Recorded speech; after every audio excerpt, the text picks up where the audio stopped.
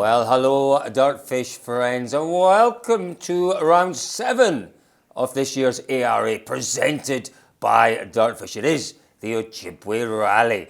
Ojibwe Forest Rally. I never get things quite right, do I? The Ojibwe Forest Rally. To give it its full title, listen, we're doing it a disservice not to give it its full title. Round 7, as I say, it's remarkable how we've got here. Things hotting up nicely, David, in all of our classes. Absolutely, Colin. It's building to an absolute crescendo, isn't it, this year? It's to a crescendo. I do love that. It is building to a crescendo. It's been one of the best years of ARA for a long time. So, yeah, it is super exciting. 3 drivers ahead of this event, still very much in with a shout at this year's overall title. Let's take a look back at the opening 6 rounds to see just how we got here. Well, round 1 was the Snowdrift Rally, one of those quite unique events in North America. Don't forget, snow and ice, but no studs on the tyres. It's a rally for the brave and the committed. Sensationally, Mark Piatkowski and his rather modest Subaru, they took the win after the work Subaru driver Brandon Semenuk slowed with a mechanical issue on the second last stage of the rally. Well, round 2 was the 100-acre wood rally. Semenuk would be avenged on this the very next round when he inherited the 100-acre wood win from Ken Block. Block, don't forget, debuting the 2C competition Hyundai World Rally car in the US. He dominated until he hit a deer on the final stage. And the resultant damage, well, that forced him to drop his pace and to fall into second place behind our winner Semenuk. We moved on to round 3, and that was the Olympus Rally. And well, things went from bad to worse for Block on this one. Terrifying head-on crash with a tree, resulting in a huge 12G impact. And clearly, no points from round 3. Instead, it was left for Semenuk to win once again, leading home his Subaru teammate, Travis Pastrana. Round 4 was one of those classics on the ARA presented by DirtFish. It's the Oregon Trail Rally. And Block, well, he had it all to do, needing a win if he was serious about challenging for this year's championship. But that's exactly what he delivered in controlled and commanding style, shading the Subarus of Semenuk and Pastrana by just shy of a minute. Round 5 was the Southern Ohio Forest Rally, where Ken Block made it back-to-back wins in the ARA presented by DirtFish. But perhaps the highlight of the event was Will Hudson claiming an outright podium on his Rally 2 debut. And we headed east to Maine for round 6, where Subaru man Brandon Semenuk scored his 3rd win of the season, edging a clearly frustrated Hoonigan star Ken Block by less than a second in the New England Forest. Semenuk's teammate Travis Pastrana was a distant 3rd. So leading the way, it is Subaru USA driver Brandon Semenuk on 99 points. Travis Pastrana makes it a 1-2 for Subaru at the top of the standings, 4 points behind on 95. Ken Block is in 3rd place. He's sitting right now on 90 points. Then there's a big gap to Tom Williams in 4th. Mark Piatkowski is in 5th. Patrick Gruszka is in 6th. Kyle Tilley, he sits in 7th. Philip Wearn is in 8th. Barry McKenna is in 9th. And rounding out the top 10 is Derek Nelson. So Ojibwe, David, it's a great name. I do love some of these names. Ojibwe. Ojib. That's I'm sure I've heard somebody say that. Pretty sure it's Ojibwe. Whereabouts, David, is Ojibwe? We have, Colin, we've come north, east, south. We've come west, inland, from where we were in Maine. We've skirted round the Great Lakes, and we're Minneapolis. Wow. So actually from Ohio, we went east, and then we've come back, and we're sort of northwest of Ohio, where the Ohio Forest Rally was. And do you know what? We do hear some people in Europe complaining about the distances they have to travel between rallies. It's nothing compared to what these guys in the States are doing. Absolutely nothing. No, it Huge is distances being covered. enormous. But the most important thing, David, with his wonderful sense of geography, do you know he studied geography at university, didn't you? Geography and economics, obviously, joint honours. We've heard his geography skills. I've seen his budgeting skills. So we know now where Ojibwe is. What is the most important thing? Well, the most important thing is to know the characteristics of the stages in the Ojibwe Forest Rally. So what did we do? We caught up with one or two drivers who perhaps know these roads better than most. Better than you. Here we have the sand. This is usually why I do better on this type of course, because you can kind of make the car do whatever you need it to do. It just comes down to just turning the wheel more, and it builds up the sand on kind of the outside like a berm. So you can be a lot more aggressive here, unless it's raining and super slick like it is probably going to be most of this rally. The reason I'm usually so successful here and have 7 wins here is because you can be extremely aggressive. You don't lose as much by making a mistake. You don't tend to have an off, you don't tend to have a spin. You don't want to be too sideways, but at the same time you can make up a tenth in every other corner, and then you only lose a half a second when you have a mistake, where something like STPR, where I have no wins, if you mess up at all, it's not a tenth of a second, it's you put the car off the road. So definitely this rally favors my style. Hopefully it'll stay not too slick and we'll be able to put some time down.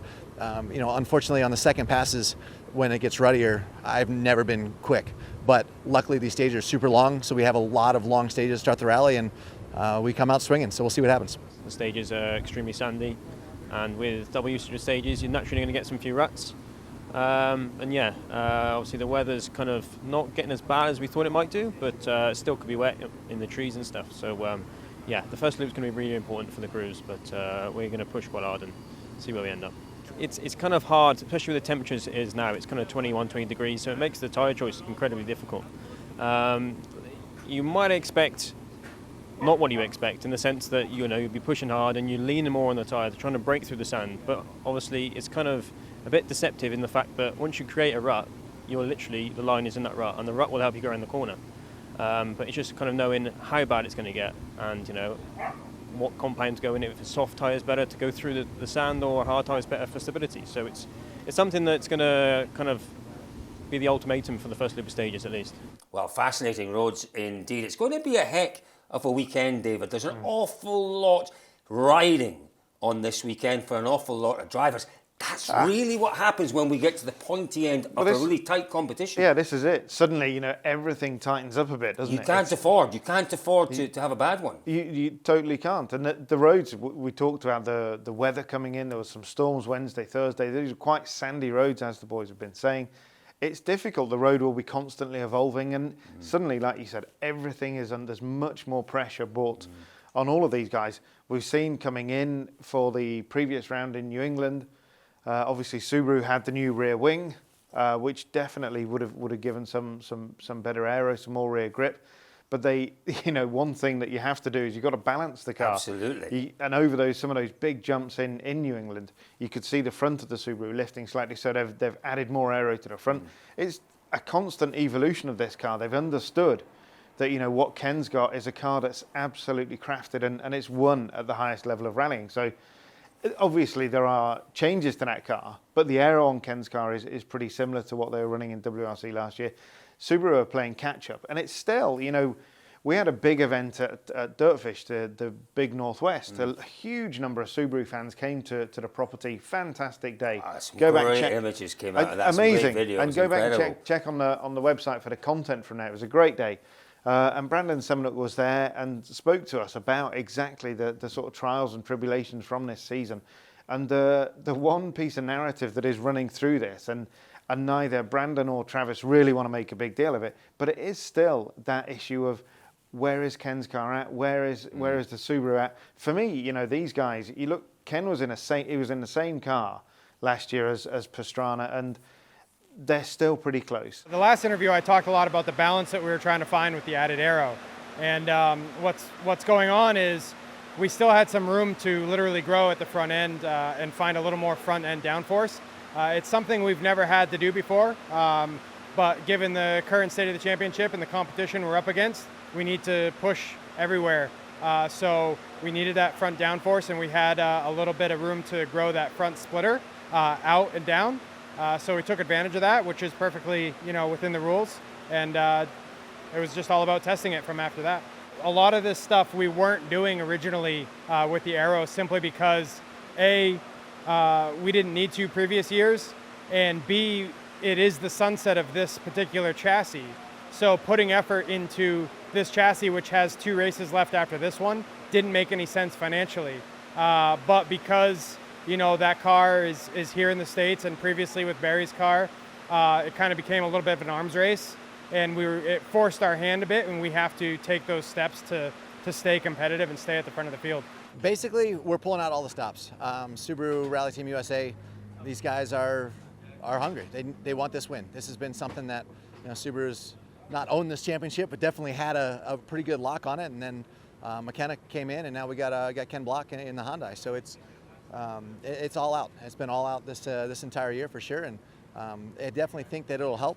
You look at Ken Block's car. Ken Block's car was developed for the WRC. There were tens of millions of euros went into the development of that car. Its aero was as complex and as evolved as any aero we've ever seen on a rally car. It'll have spent many hours in the wind tunnel. Now, Subaru clearly identified, Subaru USA identified they had an issue. They went with a rear spoiler, extra rear downforce.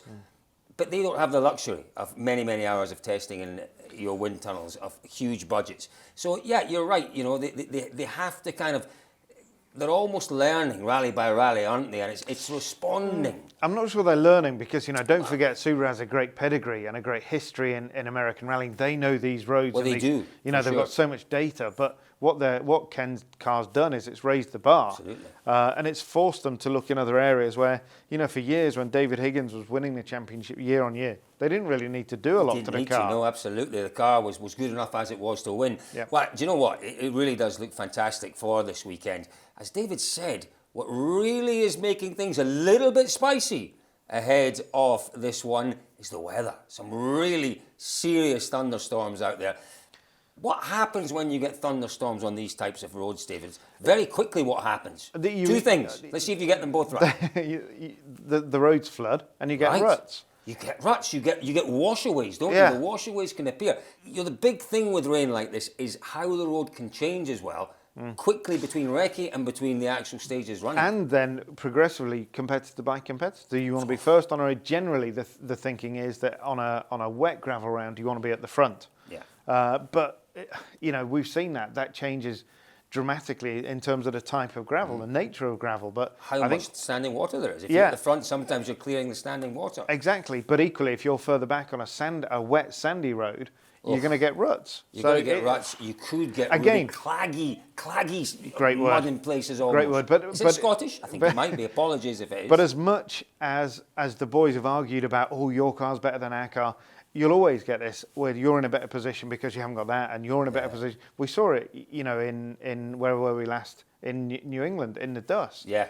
So Brandon Semenuk was out front. He was sweeping the road for 70 odd miles.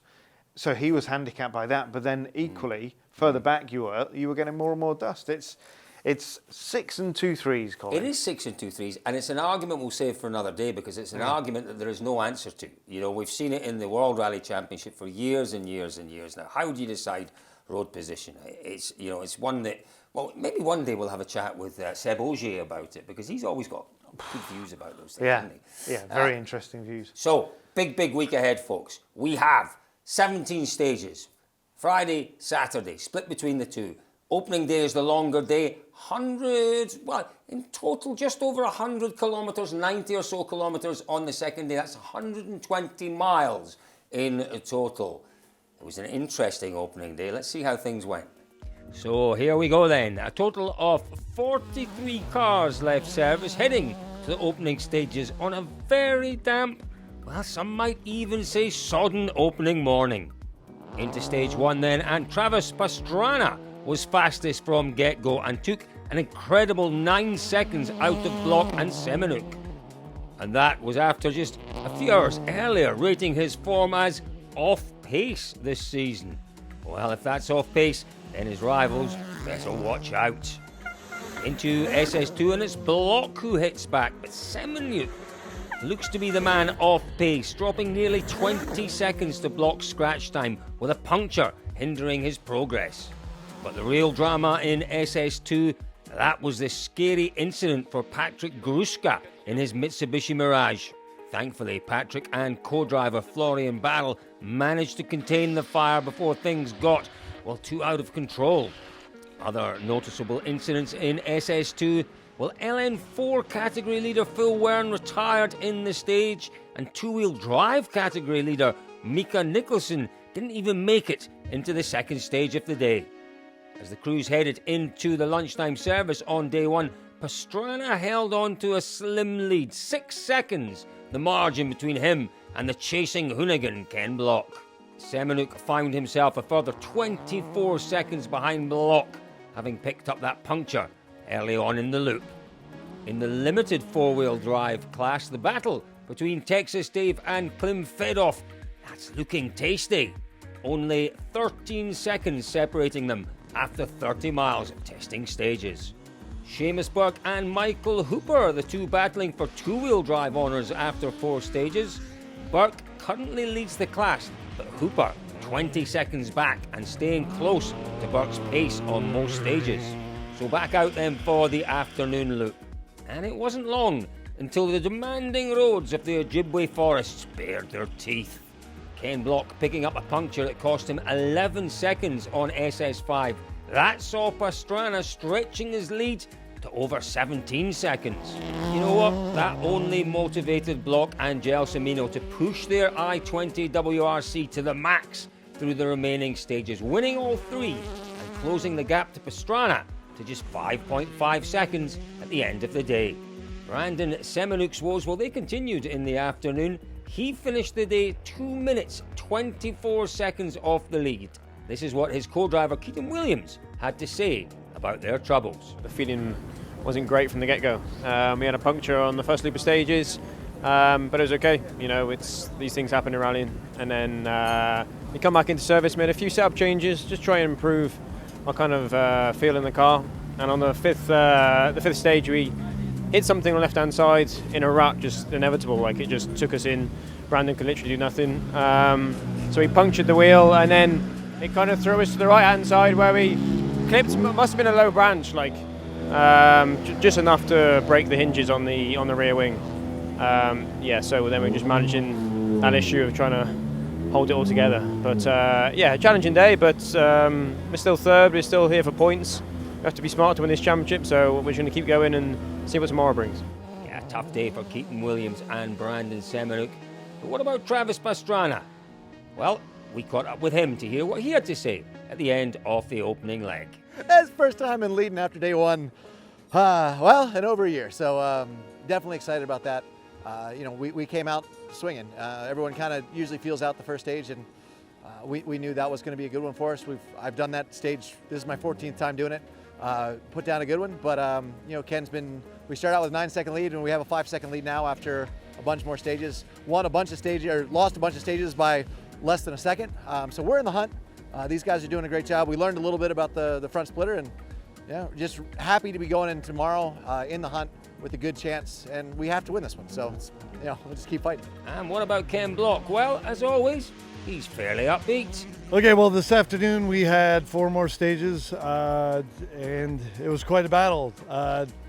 I went into stage 5 knowing that Travis beat me by 10 seconds on that stage earlier today, and just decided to drive flat out. So it was going really well. I was up on the splits, but unfortunately I clipped a rock on the inside of a turn 2/3 of the way through the stage. Ended up with a puncture. So here's the wheel. Well, looking further down the standings at the end of day one, and behind third place Semenuk is LN4 class leader Klim Fedoff. He'd been battling to take time off Texas Dave all day after losing rear brakes on the first loop. Seamus Burke's V6 Escort and Michael Hooper's Lexus IS350 are still battling for the two-wheel drive win, sitting 24 seconds apart after the first day, with Hooper taking chunks of time out of Burke on the last few stages. Lucy Block, Spencer Sherman and Chris Sladek finish out the top 10 in that order, with 11th placed Nathan Odell being the lone finisher outside of the top 10 national entries and the only limited two-wheel drive national entry left after a hard wreck from Alex Ramos on the 4th stage.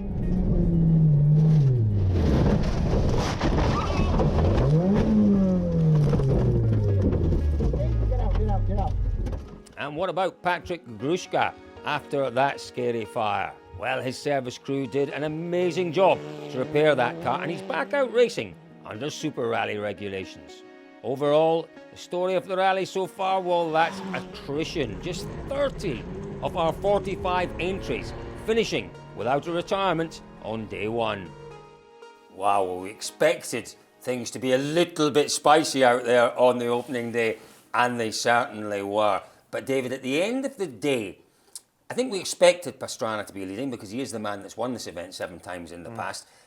But it's not been easy out there for anyone. It hasn't, Col. I think, the big thing, wasn't it? It was that first stage, the crossroads stage, the 10 miler. And before the start, Travis had said, I've done this stage 14 times or something like that. And he just wanted to get in there. And what was his quote? I came out swinging. And he absolutely did. He took 9.1 or something off everybody the first time through in the morning. Then in the afternoon, Ken had that push to try. He knew that he dropped all the time to Travis in there. Pushed a bit harder. He got a puncture and dropped 11 to him. And so that was the first stage. And the following 3, Ken nibbled that time back. It's a continuation of what we've been enjoying all year, really, isn't it? I mean, it is. This is what I'm loving about the championship this year. There is, much as we've discussed, different wings, different aeros, different gear shifts. The cars and drivers are remarkably evenly second for matched. second. It's brilliant. giving us tremendous competition. And when you've got tremendous competition, you've got tremendous excitement and drama. And that's what we're getting, again, certainly on the opening day here. Definitely. And the one of the many things that Ken had said before, and I think we can all agree on, is that a Hyundai would work better in the ruts. And you're certainly seeing that on the second time through. But for the whole day was Travis on the first stage of the loop and then Ken nibbling back. On the second, of course, there was drama for Brandon Semenuk on the first stage, on crossroads stage after lunch, with a puncture, and then obviously losing that rear wing. And we talked at the top of the show about how much impact that would have, and it would. I remember years ago when Petter Solberg lost the rear wing. I think it was in a stage in Finland somewhere, or certainly a really high-speed stage, and he had no idea how much of a difference it would make, and he said it was terrifying. Well, once you're up around 100 miles an hour, the rear of the car's continually moving. You just don't know what's going to happen. I mean, there is this great shot where the car almost looks as if it's crabbing without the rear wing. Yeah. It's such a difficult car to drive. But to be fair to Brandon, he kept it together. He didn't. The sign of a really good driver is where they don't panic in those situations and they don't overdo it. I mean, he's caused enough damage to the car, given the service boys enough work to do, lost enough time. But importantly, he's brought it home. That is key. And that, we talked as well about championships. We're coming to the sharp end. It would have been easy for Brandon to lose his head a little bit there, put it in the trees. That's championship. It's not championship over, but it's really casting a big sort of shadow over the whole thing. He didn't. He drove sensibly, he got through. It was a tough day for Semenuk. He was running third on the road, I think, a bit further back. So maybe he was experiencing some more ruts. I don't know. But it was a tough day for him, but he brought it home. Yeah, and we don't have to look too much further down in terms of our classes and our overall timesheets to find plenty more drama out there, David. Yeah. Everything from offs to fires. Let's talk about the fire first. Yeah, it is one of those things. A fire in a car is one of the most worrying situations. But whenever you smell smoke, whenever you see flames, instantly it's almost panic mode, isn't it? Of course it is. It has to be. It's the nightmare, isn't it? You remember Oik Tanak in Portugal and Hayden Paddon in Portugal, 2 cars burning side by side, and immediately there's awful. Kind of $500,000 to $1 million euros, dollars, whatever's worth of car burning, and you can't stop it. So the minute you see fire, inevitably you have to stop. I do remember a lot of years ago, Johnny Milner's car caught fire on the Jim Clark, and he was convinced if he just went a bit faster, he'd put the fire out and put the fire out. It didn't. It didn't work that way. But no, exactly the right thing to do. You have to stop. You have to jump out. You have to stop. But then when you get out, Cole, the real key then is the immediate thing that you want to do. Whip the bonnet up and put the thing out. But as soon as you do that, what do you do, Colin? You introduce oxygen, and what does oxygen do? It feeds the flames. Exactly. So chemistry as well in this program. Is it chemistry? No, you half-wits. Physics? It's not chemistry, it's physics. Is it? Is it? It's not physics, it's pyrotechnics. Physics and chemistry with DirtFish today. Talking about fires, I do remember when I went to the Oregon Trail Rally way back 2014 or 15. poor old Rhiannon, Gelsomino, their car was completely burnt out. So it's, you know, it is a matter of, number one, first priority, look after yourself every time. Yeah. Number two then is, as you say, your investment's in the rally car. Fires can be, you know, whenever you see a fire, the instant assumption is this is serious, and it always is serious, but sometimes it can be just a little bit of extra fuel that burns off. It does surprise me how often we do get fires that look really bad, but actually they're fixable, which exactly was the case here. You know, a lot of the time it's regular occurrence to see cars coming with the brakes on fire to stop lines. Yeah. I remember numerous occasions where you've got quite excited at stop lines. Just a little bit, yes. So sometimes it's just grass or hay falling onto the hot brake discs. Suddenly the fire's out. It's out. And the drama's gone. Nothing to do with me, and there's no more drama. But David, you know, we also saw some pretty big offs today. We did. It's the nature of these. The roads are quick here. You know, everybody is pushing on. It's that fine line, isn't it? The jeopardy that you talk about so often, about, you know, wanting to secure more points in the championship and taking the big risks. And the conditions have been tough, complicated, difficult. When the car's bouncing in and out of ruts, it's hard to control. Yeah, and we lost the best part of a third of the field today, which is, it's not unprecedented, but it's unusual to lose so many cars on the opening day. It is unusual, but again, it was quite a long loop, one service at lunchtime, back out for another long loop. There was a lot of attrition there, and we talked about the conditions already. It was not an easy day of rallying. Well, some great action out there in the stages today. Some wonderful drives and some wonderful drivers, but also some very interesting cars. Mason Runkle caught up with one of those interesting cars just a couple of rallies ago. All right, so I'm here with John Arthurs, who is competing in his first rally in his 1979 Michael J. Fox body Ford Mustang. So tell me a little bit about your history in rally and how you got into it. This is my third rally. I did SOFR in 2019, and I did Snowdrift in a Subaru. And all-wheel drive's not really my style, so went to rear-wheel drive, familiar with the Fox body Mustang and the 2.3 engines, so went that route, and that's how we got where we're at today. Yeah, so this is not a 5.0 Fox body like most of them would be, and it's also not on a drag strip like most of them would be anymore. So tell me a little bit about the history of this particular car, sort of how it was spec'd, how it came from the factory, and all that. Yeah, this was a 79 pace car, and it was a original turbocharged 4-cylinder, 4-speed car. I believe it's 4-speed. And we picked it up in Virginia, brought it home, stripped it down, caged it, did all the safety things. We rebuilt a 2.3 4-turbo and put on a Holly Sniper EFI kit, and we feed the turbo into that, and it was all working well until it wasn't. And we had to ditch the turbo 2 weeks ago, and so we're hurting on power today, but in the future we're debating turbo or non-turbo, but we'll get back to something with a little bit more power and better gearing. Gotcha. So you planning on running this a lot more, or are you still kind of trying to do just a couple events a year? We're going to try to run as much as possible. We like to do at least 3 events a year and up to as many as we can financially afford. So we're going to run as many as we can. Awesome. So now I have to ask, I know the Fox body Mustang is just a staple in American car culture. I mean, the first car that my dad bought new was a rather boring 4-cylinder Fox body towards the end of its run, not turbo or anything. But what does a Fox body Mustang mean to you? And I guess just why did you really want the Fox body out on stage? So I grew up racing dirt track, and the second car I've ever raced was a Fox body Mustang 4-cylinder 2.3. So this was near and dear to me. It's something I'm familiar with, the chassis, the engine, transmissions, everything about it, even down to the fabrication side of where to put the cage and all that. So this was like going back to my roots. This was a really fun build. It was really troubling, and it took us through some loops and turns, but this is exactly what I wanted, and it just takes me back to my early days of racing and what I grew up and the fun that I was having then. So now, last question, how's the car working for you out on stage? I haven't really gotten to go out and see a bunch of the stages, but we did see you go over the jump at the Yaktangi Park, and it looked like you were having some pretty good fun. How's it going out there? Yeah, the jump was interesting. It handled it. We didn't break anything, had no issues. Stage-wise, it's turning great, stopping great. We have no problems at all there. Like I said, gearing-wise, with the turbo on it, it was perfect.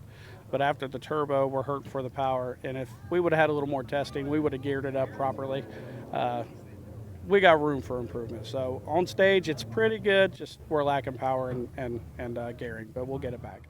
Well, it's going pretty smooth for a first event for a car, as far as I've always seen. So great job out there, and thanks for talking to us. Yeah. It was certainly a dramatic day. It was certainly an exciting day. We've got a lot more to come on day 2. Is it possible we might see anything even more dramatic? Oh, it might be. So into day 2 and the final 9 stages and 65 miles of the Ojibwe Rally. It was Ken Block who seemed supercharged on espresso through the opening test of the day, taking yet another stage win and closing that gap to Pastrana to 1.2 seconds. Into stage 10 and within 3 turns, it was all over the under pressure Pastrana. A tightening left-hander saw the Subaru pilot drift wide and into the trees. Well, that rear end damage, it didn't look too severe, but it was certainly enough to end Pastrana's quest for an 8th win here at the Ojibwe Forest Rally. With most of the day now ahead of him and a nearly 3-minute lead over the now 2nd place Semenuk, Block backed off and rode out the rest of the rally risk-free to ensure at the top step of the podium at the end of the day.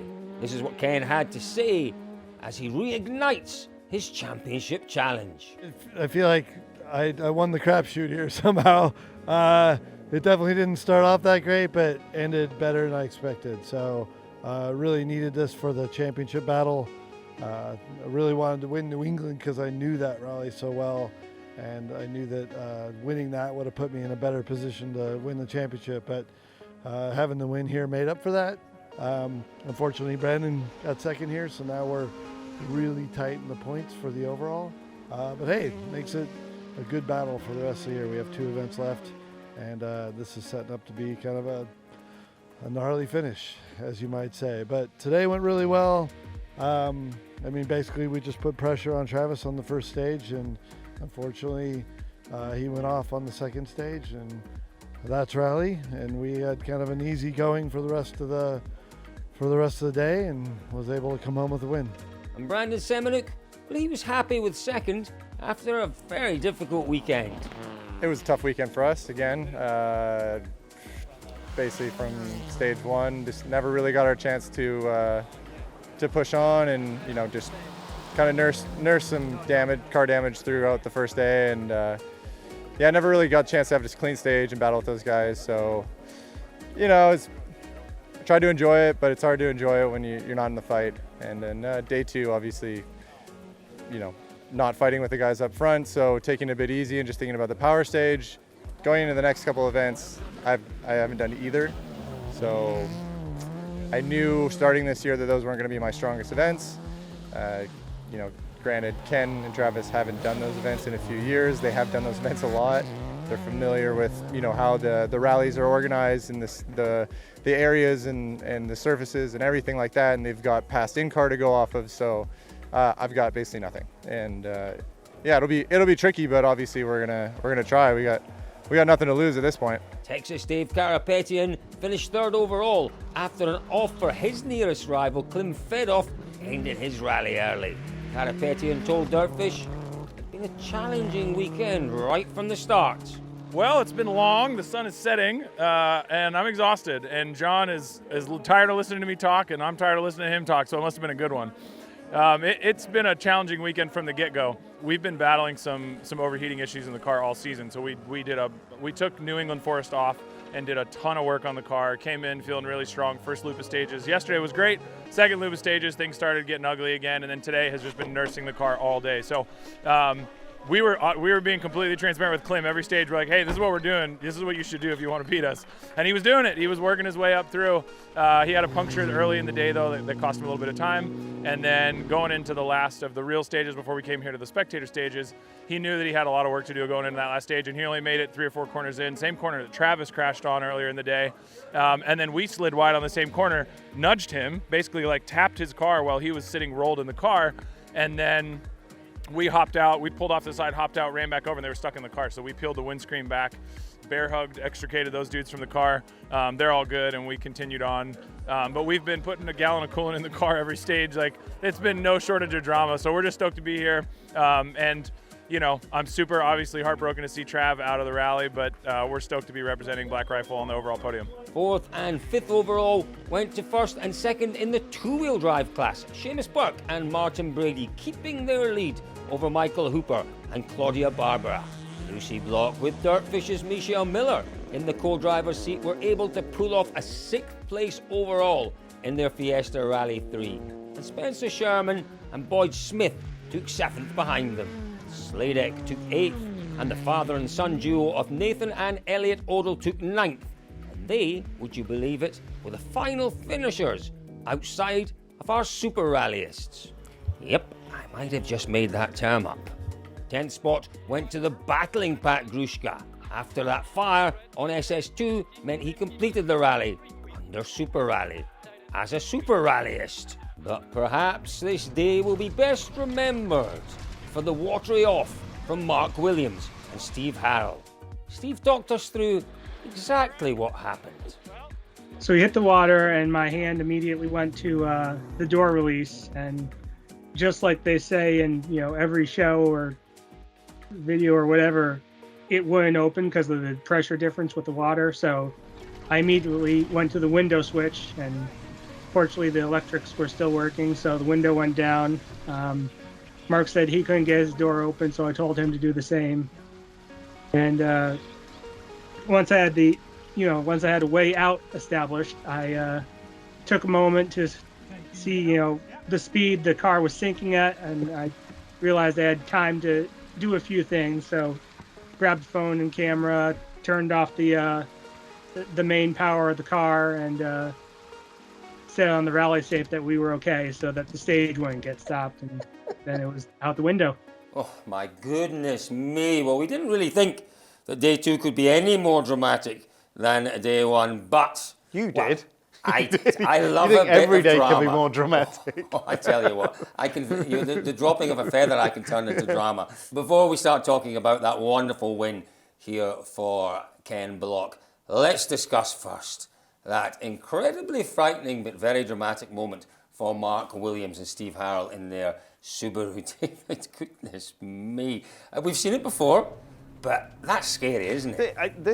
It's the Schuckart Lake, isn't it, in the High to Land stage, which was the opening stage on Saturday. It is across the whole world of rallying. Yes. It's such an iconic image. I would say so. Comes down right and left across. You just can't believe that they actually go through there. It's like a causeway across the lake, isn't it? Exactly. And year on year, you see that iconic image of the car sort of drifting, coming out of the left-hander, throwing gravel out across the lake. It's brilliant. And you always think, crikey, what would actually happen? Dodgy that. Well, and just before we go into discussing that, I remember talking to Richard Burns years ago about a place similar. It was in, I can't remember exactly where it was, but I'd done the recce, and there was a place that literally came down and kissed the side of the lake, and it was unbelievably fast and everything, and going through there. And I spoke to Burnsy after the recce and said, what about that bit down there by the side of the lake? What do you do? And he kind of said, what lake? And he had focused so hard on the fact that it was a right 6, Titans, la la la la la. The lake didn't even come into it. It was so, and he said, it's that age-old thing that if you look there, you go there. Right. And he said, you just don't notice the drop. They don't change the note at all, regardless of what jeopardy sits outside. So, but I think it's my words. Your word. But I do think at this level, and not to detract in any way from the pace that the ARA guys are running at, I do think, certainly if you and I were at the back of the field, we'd take it down a couple of gears. Just a couple. So it's a left-hander into it, isn't it? And I'd spoken to a few drivers about it. Nothing massively dramatic about that. Apart from the enormous puddle. Apart from, for the first time in a few years, there was a puddle on the right-hander going into the first section, but then there was a huge puddle on the inside of the left-hander.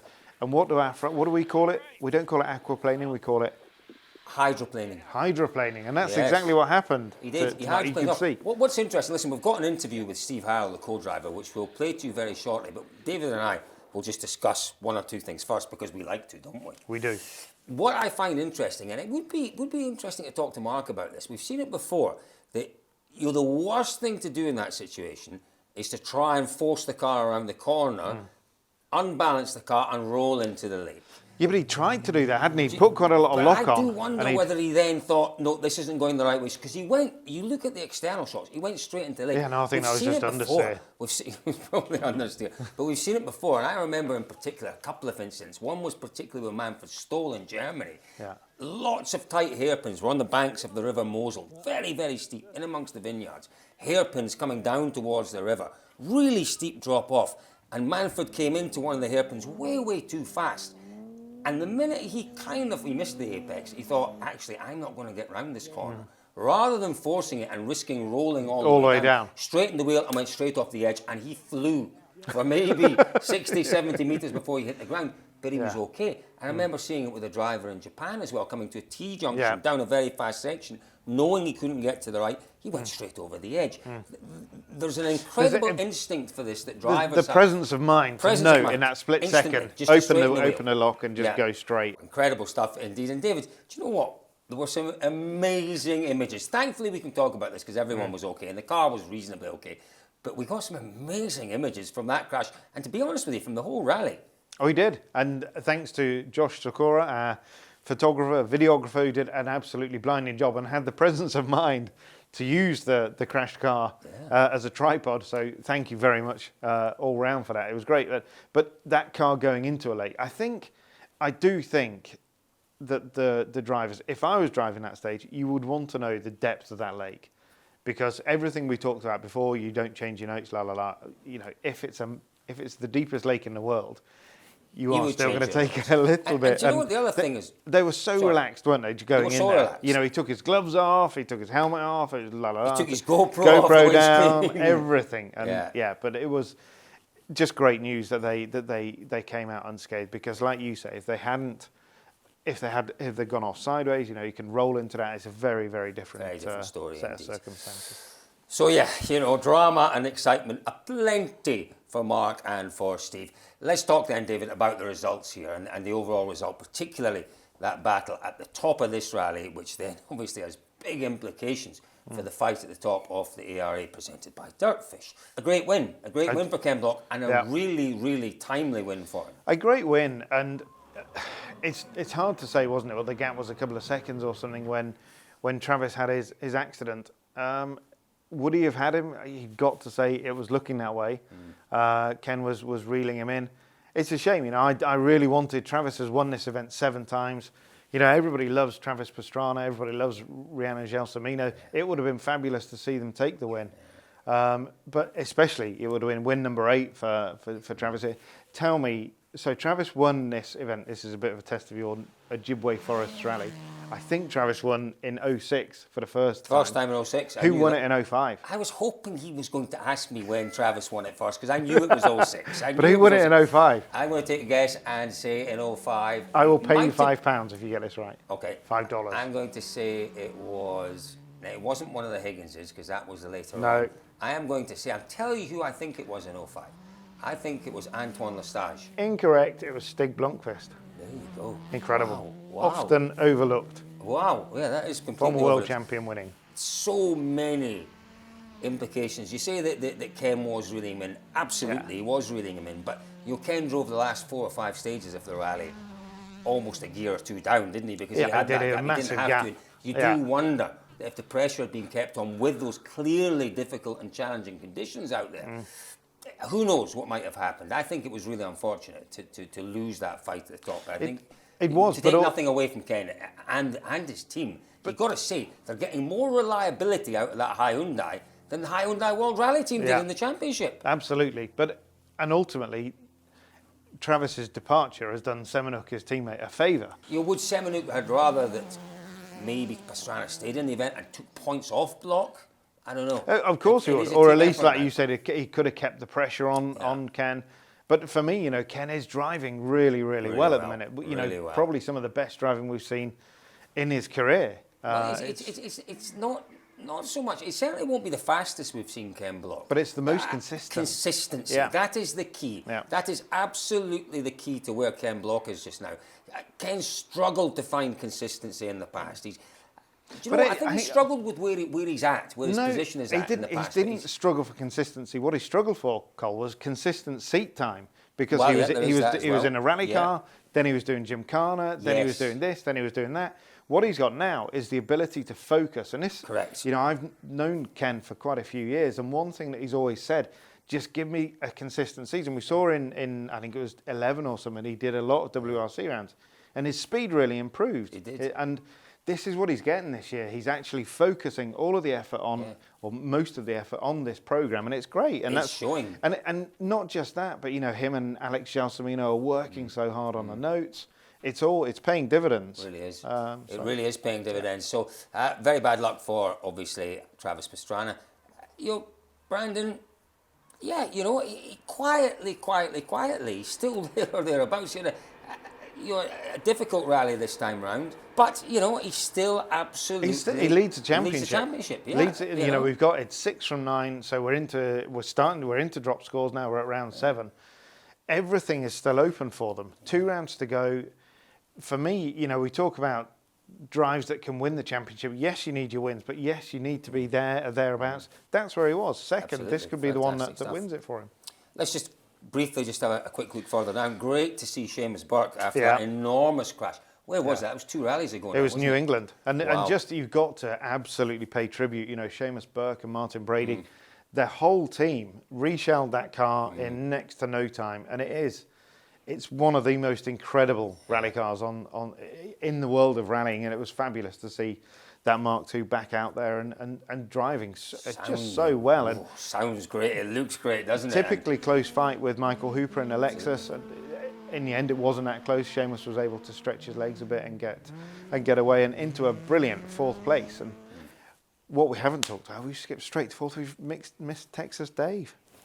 We did. You did that. That was your fault. Sorry, absolutely. Texas Dave. So, we went from open 4-wheel drive to open 2-wheel drive, which kind of makes sense. It sort of does. So then we go to back to limited 4-wheel drive. Digging himself out of the hole. Yeah, we've already seen Texas Dave. We've seen that wonderful battle. We've heard from Texas Dave already in the show. But, yes, it's worth mentioning again, David. A really good job. Great job. A consistent performance. And, they've had some reliability issues with the car. Dave's talked in the past about how much he wants to push on, how hard he wants to go, and maybe he's turned a corner here and he's getting on top of that.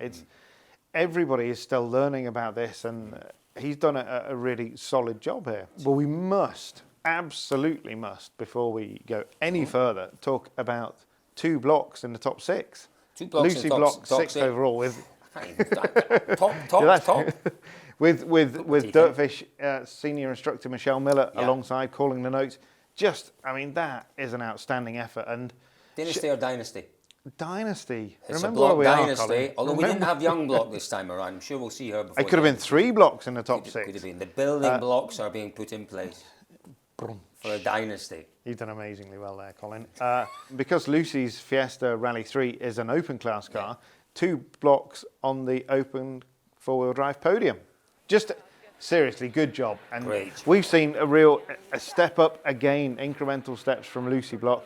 I'm sure having Michelle Miller alongside her is going to help because she's more than just a co-driver. She instinctively understands what the car's doing. They talk between the stages. She can give her advice even in the stage.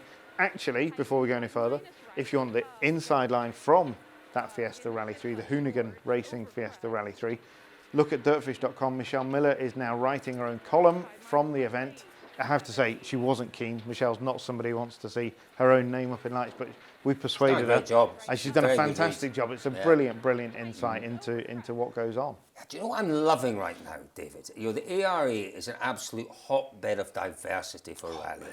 It is, isn't it? Totally. We've got obviously some very professional drivers from very professional teams.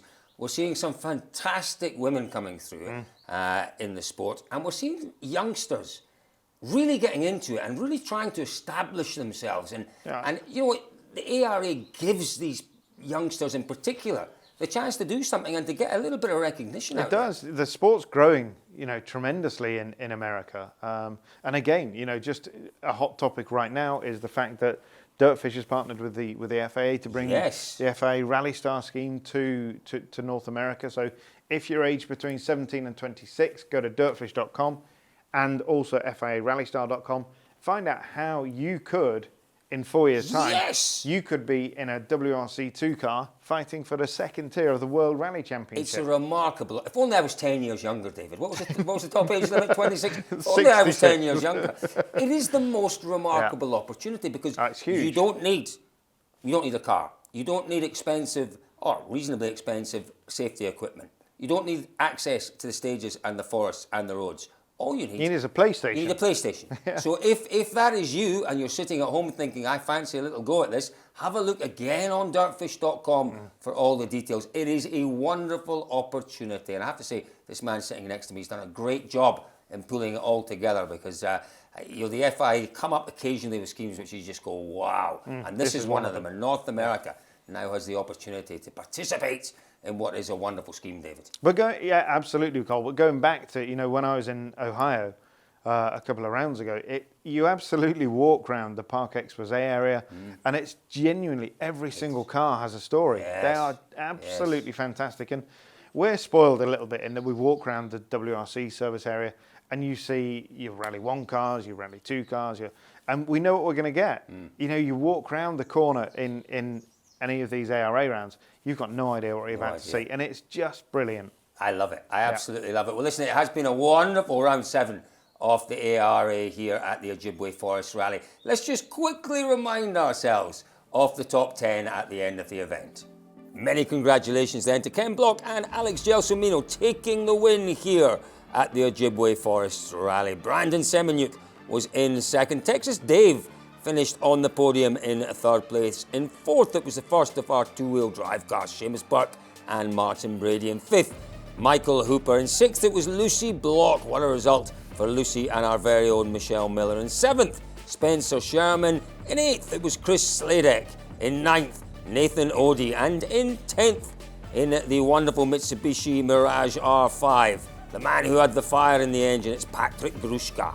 And well, what does that all mean for our overall championship standings? Well, with 2 rounds to go, this is how they look. Brandon Semenuk leads the way on 116 points. Ken Block just 4 behind on 112. Travis Pastrana, 95 points. He can still win, but he's got a lot of work to do. Tom Williams still sitting in 4th, even although we haven't seen him for a while. Mark Piertakowski is in 5th. Patrick Gruszka is in 6th. Kyle Tilley, 7th. Seamus Burke, 8th. Dave from Texas, that'll be Texas Dave, is 9th. And Michael Hooper is in 10th.